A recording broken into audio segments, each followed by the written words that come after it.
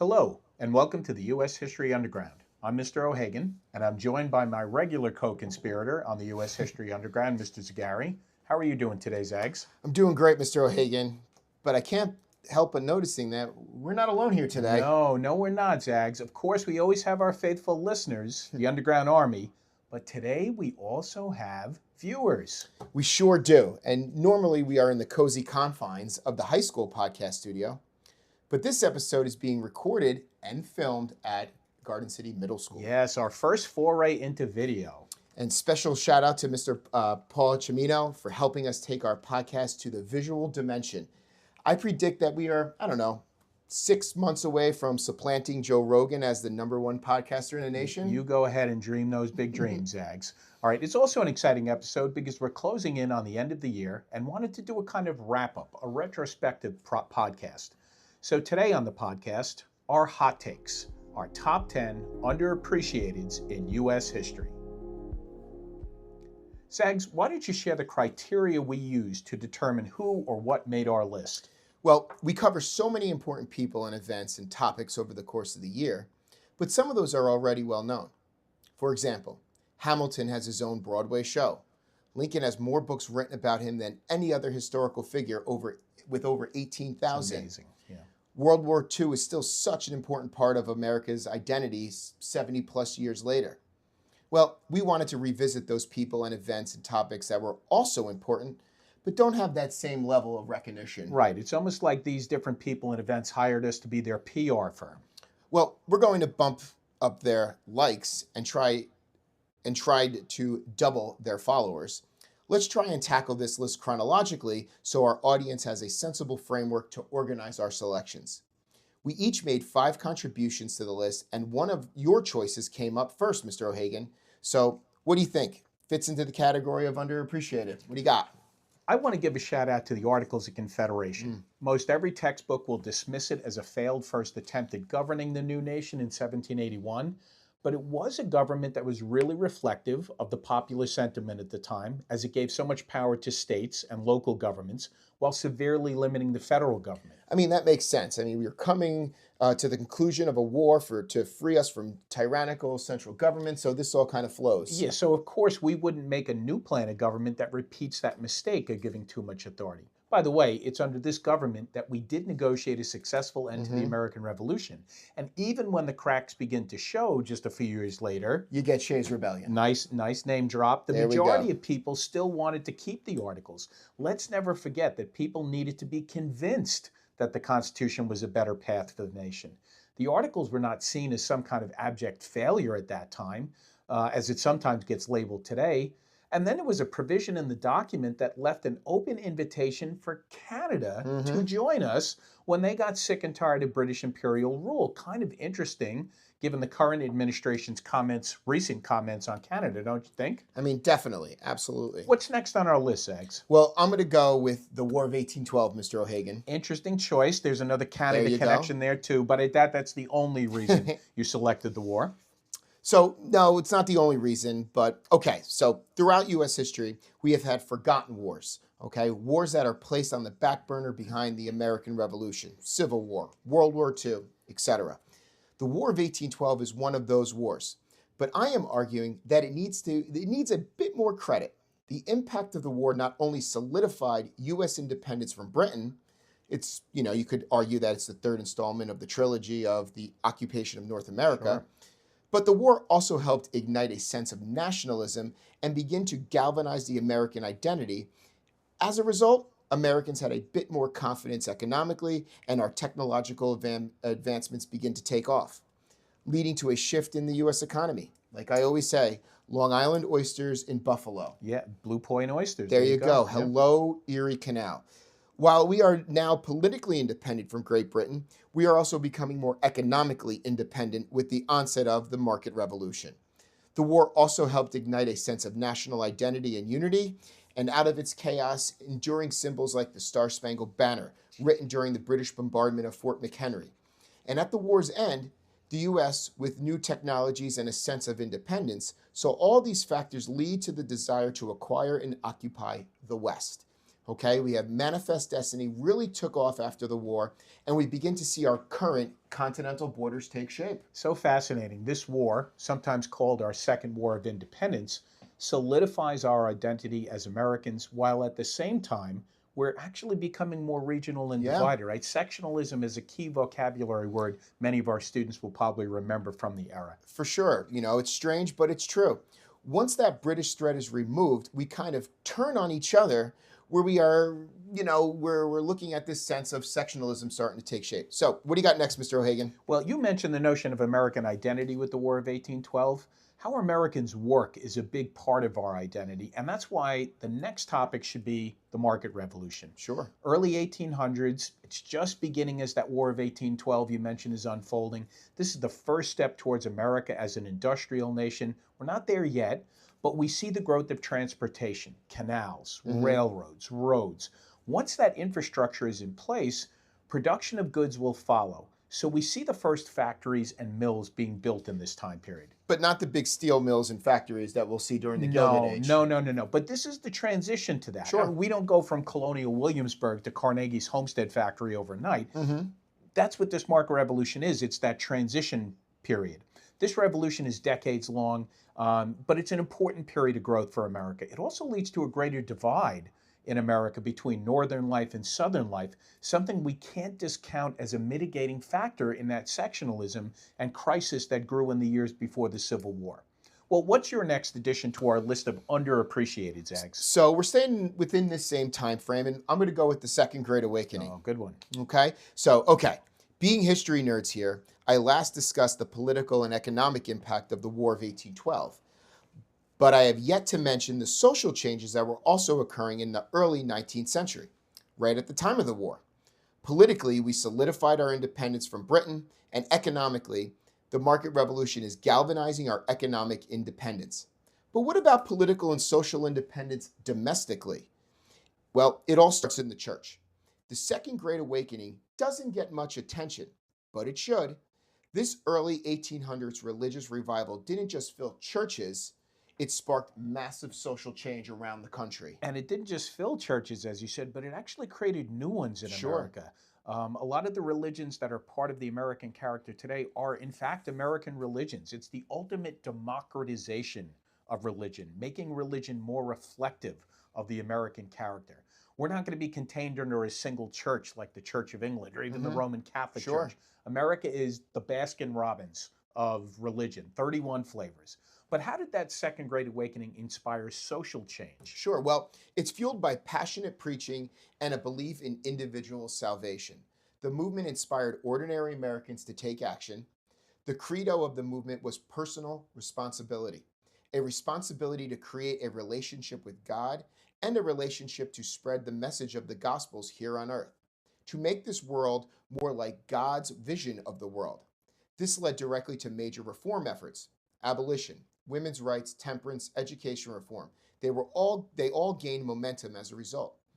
In addition, universal white male suffrage is a product of the Second Great Awakening. The Second Great Awakening gave people a sense of individualism that expanded the scope of several facets of American life and truly became a major component in a newly developed American identity. In short, the Second Great Awakening helped turn personal faith into public activism, laying this groundwork for the reform spirit that still shapes America today. So that's my take on the Second Great Awakening. What do you got for us next? Underappreciated. A worthy choice. Well, next one is definitely a worthy choice, and that's my man, Henry Clay. Love him. Henry Clay has to be the king of the underappreciated. He's the most important and active political figure in the first half of the 19th century. He rises to prominence during your War of 1812. That's right. He's a leading supporter of the economic changes occurring during my market revolution. And he's a patriot who spends his career crafting compromises to keep the country from descending into civil war. Missouri Compromise in 1820, the Tariff Compromise of 1833, the Compromise of 1850.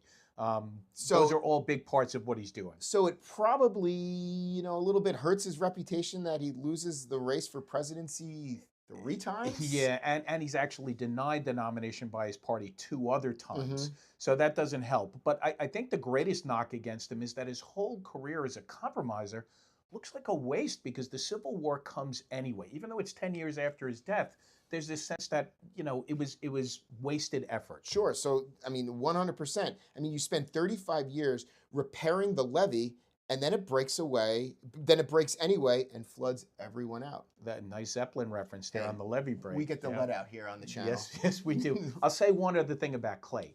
Abraham Lincoln gave a public eulogy for Clay in which he called him my beau idea of a statesman. At the end of his own eventful life, Andrew Jackson said that one of his regrets was that he didn't shoot Henry Clay. So, as Anger far as issues. I'm concerned, you judge a man by his friends and his enemies, and Clay was right on the right side of both of these as far as I'm concerned. Love Lincoln, not a big Jackson fan. All right, Mr. You picked up the next one on our list too. I did. So Reconstruction is next on that list. It's taken so many years for historians to beat back the propaganda of the myth of the lost cause, Zags, which sought to justify the South's efforts in the Civil War. In that myth, the empowerment of African Americans and the constitutional protections they were finally afforded was an egregious mistake. Sure. That nonsense then ushered in 70 plus years of segregation and inequality. So our viewers need to check out the podcast we did on Ty Sidgerly's great book, Robert E. Lee and Me. That one does a deep dive into the lost cause propaganda of the era. Great book, and not to pat ourselves too hard on the back, but a really good podcast I think we too. did a great job on that one. Okay, so it's only in the last several decades that Reconstruction is recognized for its progressive-minded policies and genuine commitment to equality, light years ahead of its time. And it served as a vital historical marker for the civil rights activism of the post-World War II era. So Dr. King and others at least had those constitutional amendments and legislations from the time of Reconstruction. They could tell 20th century America, hey, we didn't dream this up in 1947. This is what you promised us all along. That's it. And Time to enforce. Exactly. And that's part of the real tragedy too here, Zags, is that Reconstruction's value and idealism were undercut in the interceding 70 years. Those lost causers wanted to pretend like it never happened, and they had way too many accomplices in all walks of life who went along with it. All right, Zags, who or what is next on your list? I'm going with two in a row here. Two in a row. Two in a row, all right? I'm taking I got my your lead. two, you take you Yep. two. Okay. All right, so I'm going with William Jennings Bryan. Okay, so Okay. William Jennings Bryan, or our Buffalo Bill of presidential campaigns, our Cross of Gold guy, and his swan song, another Zeppelin reference, There you go. as a prosecutor during the Scopes monkey trial. Bryan may have lost the presidency 3 times, but his ideas and activism would be adopted by both Republicans and Democrats alike. Bryan was the voice of populists, or what he felt was the voice of the common American, an extension of the Bingham painting and political democratization of the early 19th century. William Jennings Bryan was ahead of his time. He sought to bridge the gap between rich and poor and to have the government become more active in regulating the economy as well as protecting the farmer. He championed the idea of income tax reform and what would help bridge that gap of economic equality. In addition, his proposal for the direct election of senators would reflect the ideas of further democratization in the nation. And lastly, his voice for women's suffrage may have fallen on deaf ears in the 1890s, but the 19th Amendment would eventually be ratified. In all, Bryan makes it onto the list because several of his proposals will be adopted by both Republicans and Democrats alike, especially during the Progressive era, which is going to be my nightcap here, if you will, my day-night doubleheader. All right, Zach. So you mentioned the William Jennings Bryan ideas that would eventually be adopted by later groups, something we see of a lot of important historical figures. Maybe they're not appreciated in the time that they're existing, but later people pick it up. So do you want to expand on that for your night game? I would love to. So let's hit it. So today we expect the food we eat, the drinks we consume, and the companies we buy from to prioritize public health and safety. But that wasn't always the case. Before the progressives, the federal government lacked a strong commitment to food safety, workplace protections, and the welfare of America's children. That began to change with leaders like Theodore Roosevelt, who used the power of the federal government to protect the American people. And it wasn't just those elected officials, was it, Zags? No, not at all. He was inspired by muckrakers like Jacob Riis and Upton Sinclair, and propelled by the tireless work of middle-class reformers, especially women. Yeah. The progressives became crusaders for social change.